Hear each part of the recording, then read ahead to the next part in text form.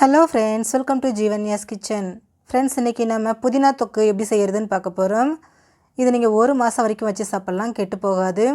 Idli, dosa, white ரைஸோடலாம் சேர்த்து சாப்பிட்லாங்க. Lemon rice, தயிர் சாதத்துக்கெல்லாம் தொட்டுக்கிட்டும் சாப்பிட்லாம். ரொம்ப ரொம்ப டேஸ்ட்டாக இருக்கும். இது எப்படி செய்கிறதுங்கிறத பார்க்குறதுக்கு முன்னாடி நம்ம சேனல் ஜீவன்யாஸ் கிச்சனை மறக்காமல் சப்ஸ்கிரைப் பண்ணி பக்கத்தில் இருக்க பெல் சிம்பிளையும் கிளிக் பண்ணிக்கோங்க. இந்த தொக்கு செய்ய ஸ்டவ்வில் ஒரு கடாய் வச்சுட்டு அதில் 2 டீஸ்பூன் எண்ணெய் சேர்த்துக்கோங்க. எண்ணெய் காஞ்சதும் இதில் 1 டேபிள் ஸ்பூன் கடலைப்பருப்பு, 1 டேபிள் ஸ்பூன் உளுத்தம்பருப்பு, 1 டேபிள் ஸ்பூன் மல்லி விதை சேர்த்துக்கோங்க. சேர்த்துட்டு லைட்டாக செவக்கிற அளவுக்கு இதை நல்லா வறுத்து விட்டுருங்க. பாருங்கள், ஓரளவுக்கு நிறம் மாதிரி செவந்து வந்திருக்கு. இப்போ இதில் காரத்துக்கு தகுந்த மாதிரி வரமிளகாய் சேர்த்துக்கோங்க. நான் 10 மிளகாய் சேர்த்துக்கிறேன்.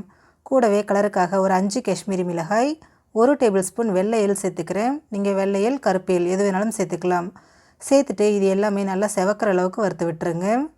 பாருங்கள், எல்லாமே நல்லா வறுபட்டு செவந்து வந்திருக்கு. இப்போ இதில் 1 டீஸ்பூன் சீரகம் சேர்த்துக்கோங்க. சீரகம் சேர்த்துட்டு ரொம்ப நேரத்துக்கு வறுக்க வேண்டாம். ஒரு டைம் நல்லா இந்த மாதிரி கலந்து விட்டாலே போதும். நல்லா கலந்ததுக்கப்புறமா இதை அப்படியே ஒரு பாத்திரத்துக்கு எடுத்து வச்சுருங்க. இது நல்லா ஆறட்டும். இப்போது அதே கடாயில் திரும்பவும் 2 டீஸ்பூன் எண்ணெய் சேர்த்துக்கோங்க. கூடவே ஒரு 10 சின்ன வெங்காயம் கட் பண்ணி சேர்த்துக்கோங்க.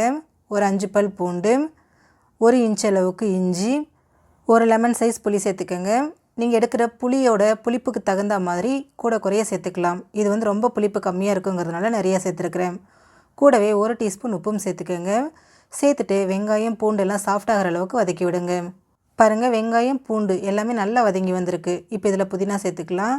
நான் நல்லா பெரிய கட்டாக 1 கட்டு புதினாவை இதில் சேர்த்துக்கிறேன். கையளவுன்னு பார்த்தீங்கன்னா நல்லா 3 கைப்பிடி அளவுக்கு நான் சேர்த்துருக்குறேன். இப்போ இதில் 1/4 டீஸ்பூன் பெருங்காயத்தூள், 1/4 டீஸ்பூன் மஞ்சள் தூள் சேர்த்துக்கோங்க. சேர்த்துட்டு இலையெல்லாம் நல்லா சுருண்டு வர அளவுக்கு கலந்து விடுங்க. ரொம்ப நேரத்துக்கு வதக்க வேண்டாம். ஒரு 2 நிமிஷத்துக்கு மட்டும் கலந்து விட்டாலே போதும். அவ்வளோதான். பாருங்கள், நம்ம சேர்த்த புதினா எல்லாமே நல்லா சுருண்டு வந்திருக்கு. இப்போ இதை ஸ்டவ்லேருந்து எடுத்துடலாம். அடுத்ததாக ஒரு மிக்சர் ஜார் எடுத்துகிட்டு அதில் நம்ம வறுத்து வச்சுருக்கக்கூடிய மிளகா, பருப்பு எல்லாத்தையும் சேர்த்துருங்க. சேர்த்துட்டு ஃபஸ்ட்டு இதை நல்லா அரைச்சி எடுத்துருங்க. அரைச்சதுக்கப்புறமா இது கூட நம்ம வதக்கி வச்சுருக்கக்கூடிய வெங்காயம், புதினா எல்லாத்தையும் சேர்த்துக்கோங்க. கூடவே தேவையான அளவு தண்ணி சேர்த்துக்கோங்க. சேர்த்துட்டு இதை கொஞ்சம் திக்காக அரைச்சி எடுத்துக்கோங்க. ரொம்ப தண்ணி சேர்த்துற வேண்டாம். பாருங்கள், இந்தளவுக்கு நல்லா திக்காக நல்லா நைஸாக அரைச்சி எடுத்துக்கோங்க. இப்போ இதை தாளிக்கிறதுக்கு ஸ்டவ்வில் ஒரு கடாய் வச்சுட்டு அதில் 3 டேபிள் ஸ்பூன் நல்லெண்ணெய் சேர்த்துக்கோங்க. எண்ணெய் காஞ்சதும் இதில் 1 டீஸ்பூன் கடுகு சேர்த்து பொரிய விடுங்க. கூடவே 1 டீஸ்பூன் உளுத்தம்பருப்பு, 2 வரமிளகாய், 2 கொத்து கருவேப்பிலை சேர்த்துருங்க. சேர்த்துட்டு எல்லாத்தையுமே நல்லா பொரிய விட்டுருங்க. தாளிதம் பொரிஞ்சதும் இது கூட நம்ம அரைச்சி வச்சுருக்கக்கூடிய தொக்கை சேர்த்துருங்க. சேர்த்துட்டு இதை நல்லா கொதிக்க விட்டு எடுத்து வச்சுக்கணும். இது கொதிக்கிறதுன்னு பார்த்தீங்கன்னா ஒரு 5 நிமிஷத்துக்கு கொதிக்க விட்டாலே போதும். அந்த எண்ணெய் எல்லாத்தையும் நல்லா அப்சர்வ் பண்ணிக்கிட்டு பேனில் ஒட்டாமல் வரும், அது வரைக்கும் கொதிக்க விடுங்க. இதை நம்ம 1 மாதம் வரைக்கும் வச்சு சாப்பிட்லாங்க, கெட்டு போகாது. ஒயிட் ரைஸோடு சேர்த்து பிசைஞ்சிக்கலாம், இட்லி தோசையோடு வச்சு சாப்பிட்லாம், லெமன் ரைஸ், தயிர் சாதத்துக்கெலாம் தொட்டுக்கிட்டும் சாப்பிட்லாம். பாருங்கள், ஒரு 5 நிமிஷம் போல் ஆயிருக்கு. கடாயில் ஒட்டாமல் நல்லா பிரிஞ்சு வந்திருக்கு பாருங்கள். இப்போ இதில் ஸ்டவ்லேருந்து எடுத்துடலாம். ரொம்ப சிம்பிளான முறையில் புதினா தொக்கு ரெடி ஆகிடுச்சு. ஃப்ரெண்ட்ஸ், நீங்களும் இந்த ரெசிபியை ட்ரை பண்ணி பாருங்கள்.